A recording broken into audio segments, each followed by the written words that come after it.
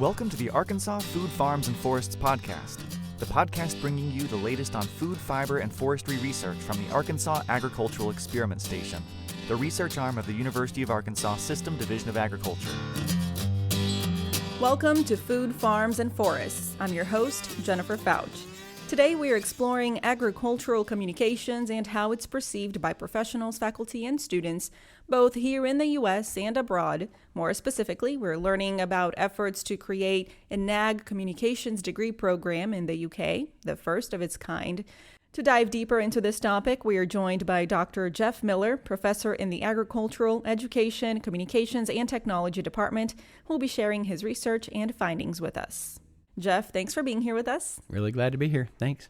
So let's get specific and talk about the research first. The study is titled Perceptions of Professionals, Faculty, and Students Regarding the Implementation of an Agricultural Communications Degree Program in the United Kingdom. How did this work come about? How did you get involved?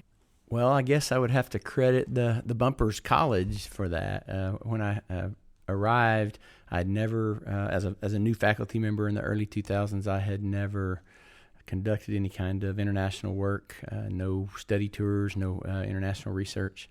But we had a staff member who was stationed in Edinburgh at the time, and he was assisting students with internships in the summer.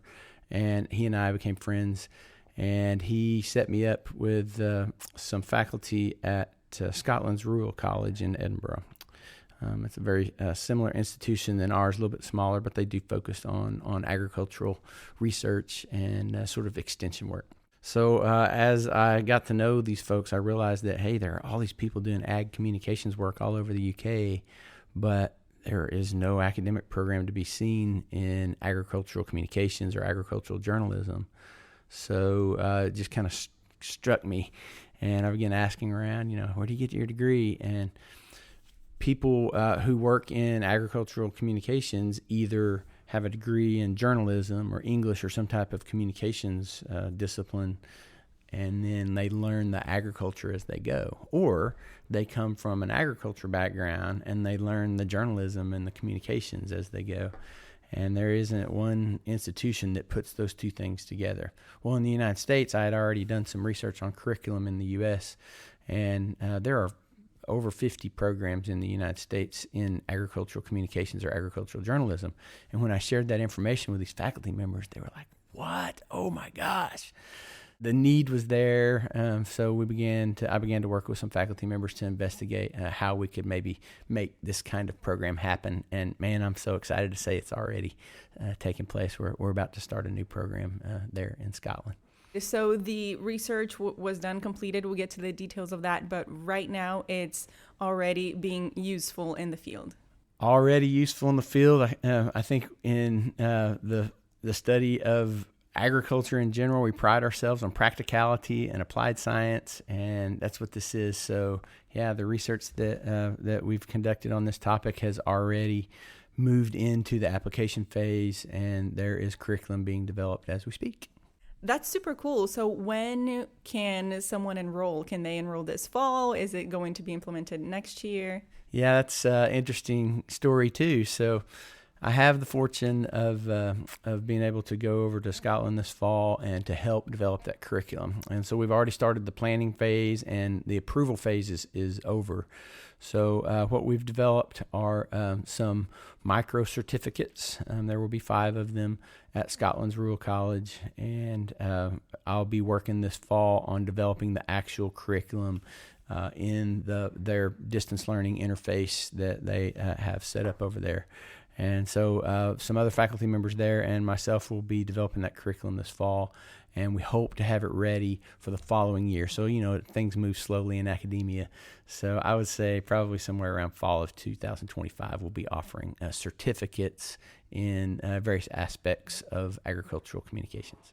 Honestly, you say things move slow, but this is pretty quick for such a program like this, and especially that it is the first time it's happening. It's all relative, right? So if you think about it, I've been developing those relationships in Scotland since 2006. That was the first time I led a study tour with students over there and began discussing it. So Yeah, they can move quickly, but really big picture, this has been a long time coming. So it's actually been part of my life's work. I've published several articles on the topic, and developing a program in ag communications in the UK has been a goal of mine for a very long time.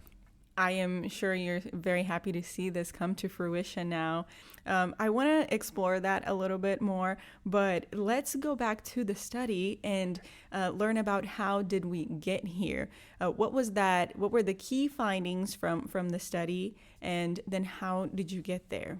Right. So what we were doing was talking to stakeholders in this issue. We'll call it an issue. It's really the need for academic training in ag communications. And we talked to faculty members who would be teaching or advising students who maybe want to make this a career. We talked to the students themselves, and then we also talked to the employers of those students, and or the potential employers of those students.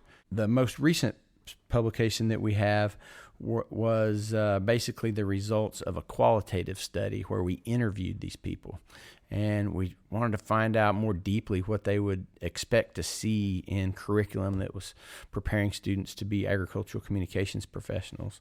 And I would say that, first of all, everybody participating in the study agreed that there was a need for this to happen. So that's a takeaway that is always there, regardless of which research project we were working on, surveys or interviews or whatever.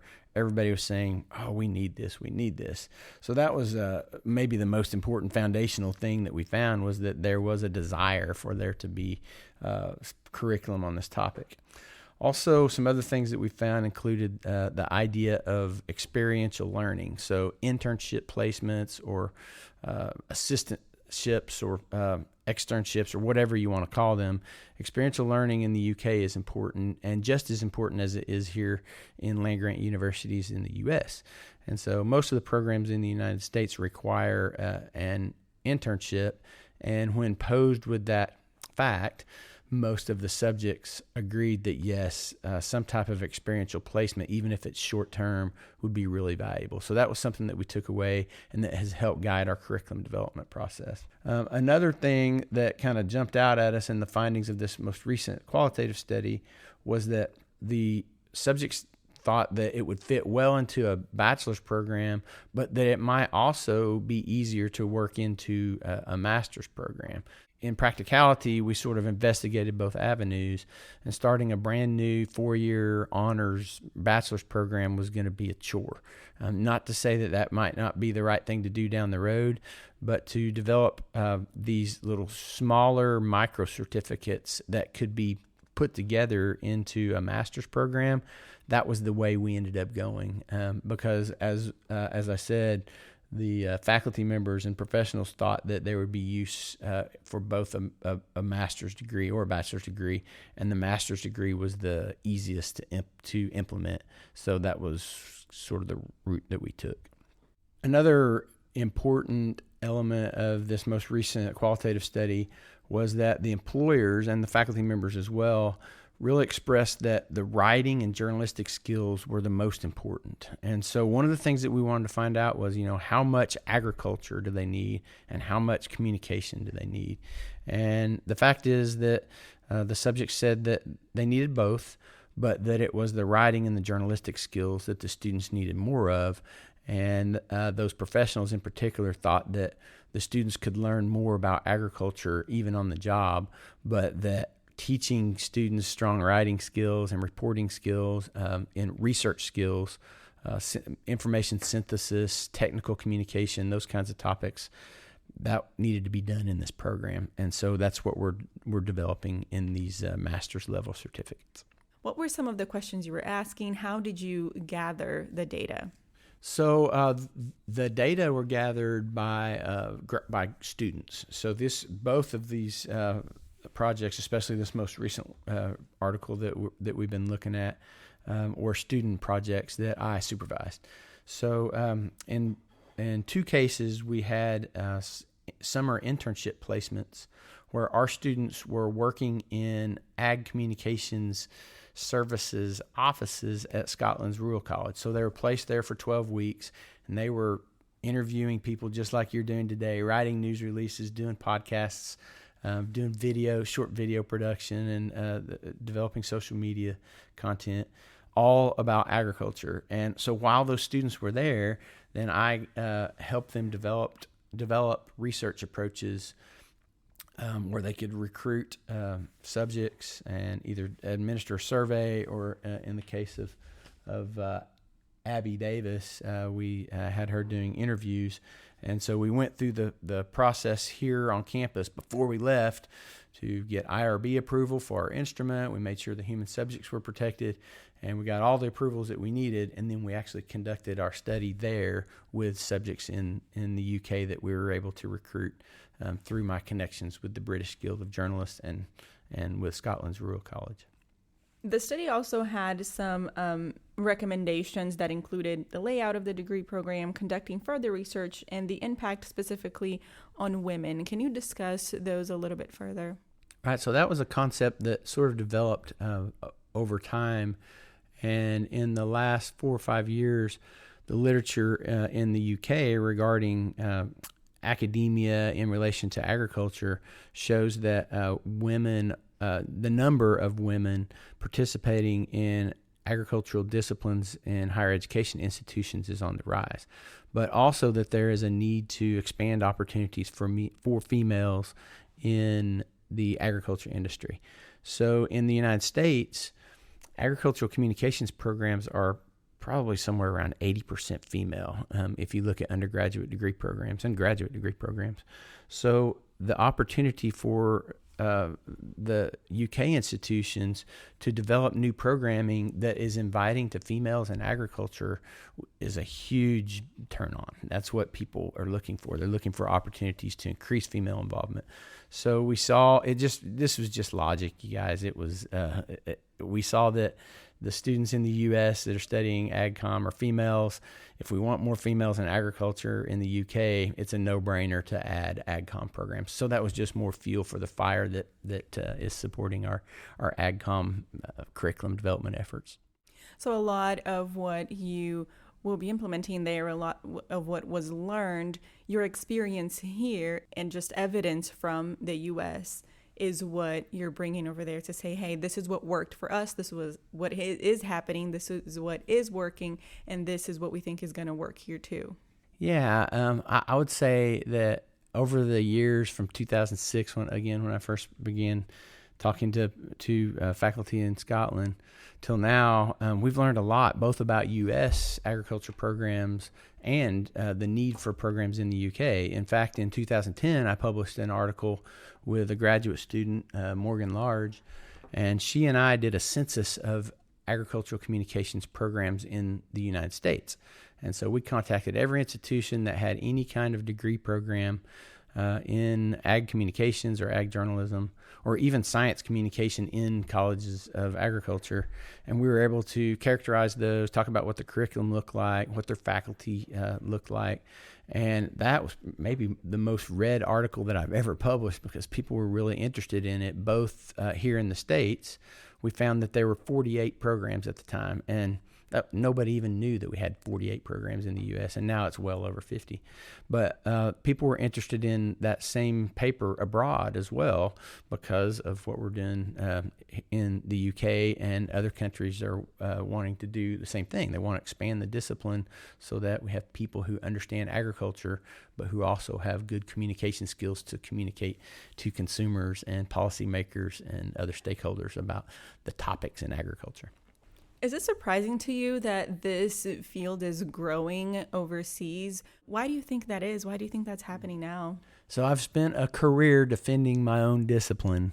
I have to explain why ag communications. Why not just get a journalism degree or a communications degree or a marketing communications degree and then go to work in the ag industry? And so I have sort of developed a response that makes sense to me, and I think it does to others too.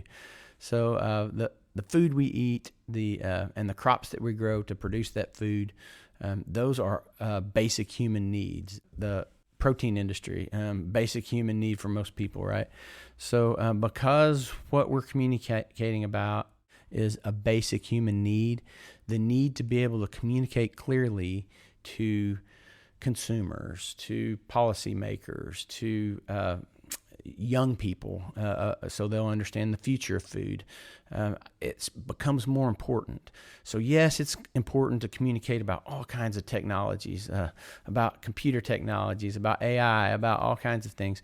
But because food is a basic human need, the importance of being able to communicate about that is above the rest. And so therefore, ag communications is important. That's my angle. So that's for that same reason, professionals in the food industry, policymakers, politicians, government agencies across the globe are now recognizing the same thing, that, hey, if we're going to keep our food supply safe, we're going to have to communicate to important stakeholders about the need to do that. If we're going to continue to be able to feed our people, then we have to have open lines of communication with all kinds of different audiences about agriculture. And so that need is just beginning to expand in maybe smaller countries, more developing countries, or countries like the UK that are well developed but have never really had the discipline. Why is it important that we expand AgComs to Europe and other countries? We have, you said, over 50 programs here in the U.S., pretty established, keeps growing. Why is it important that we expand AgComs into other countries? I think there are a lot of answers to that question. The most important answer in my mind is that because the profession already exists, and the best way to improve it is to get the academics that lead to that profession more organized. Because obviously people are already doing these jobs. People are already doing these jobs. And wouldn't it be better if the people doing these jobs were actually formally trained to do these jobs rather than sort of piecemealing together a degree that prepares them? So I've done a lot of travel. I've traveled to developing countries, Rwanda, Uganda, even Haiti, which is in a bad spot right now, and the UK, obviously, and other places in Europe. And everywhere there are agricultural journalists. There is an entire global organization called the International Federation of Ag Journalists, and there's somebody in almost every country doing ag journalism. In most countries, many, many people, sometimes thousands. So the profession exists, but the mechanism for training for that profession doesn't exist. So to me, that's one of the most important things. But also, I think it helps prepare degree programs like this, help prepare people to be better at their jobs. So they're really good human development efforts. So if you can prepare, for example, someone in London who doesn't know that much about agriculture to be an ag journalist, man, that gives them a really cool, unique niche that may allow them to be more employable than if they didn't have that knowledge. It's about preparing people to have a professional career in helping clarify really complex topics related to agriculture and food and natural resources. Sometimes it's really difficult for the public or even stakeholders, maybe even politicians, to understand an agricultural topic until a good communicator can come along and explain it to them in more clear terms. Is there anything else that you would like to share with us, Jeff, that maybe I didn't ask? I am just so grateful that I have been able to do all of these things in the Bumpers College, and also as being affiliated with our Division of Agriculture. I'm so glad to see that the college and the division are really coming together, supporting research, but also caring about teaching and using the same people to do it. I love that we have researchers in the classroom and teachers out doing research, and I just hope we continue to move in that direction. And I hope that everyone who listens to this, who understands that situation where we have the Division of Agriculture and the Bumpers College trying to work together, I hope everybody who is listening and understands that situation sees that it's really going in the right direction. And I'm so glad that we have some leadership who cares about both research and teaching equally. Well, Jeff, thank you so much for joining us. My pleasure. I've enjoyed it so much. That was Dr. Jeff Miller, professor in the Agricultural Education, Communications, and Technology Department. Thanks for listening. I'm Jennifer Fouch. Don't forget to subscribe. The Arkansas Food Farms and Forests podcast is produced by the Arkansas Agricultural Experiment Station. the research arm of the University of Arkansas System Division of Agriculture. Visit aaes.uada.edu for more information.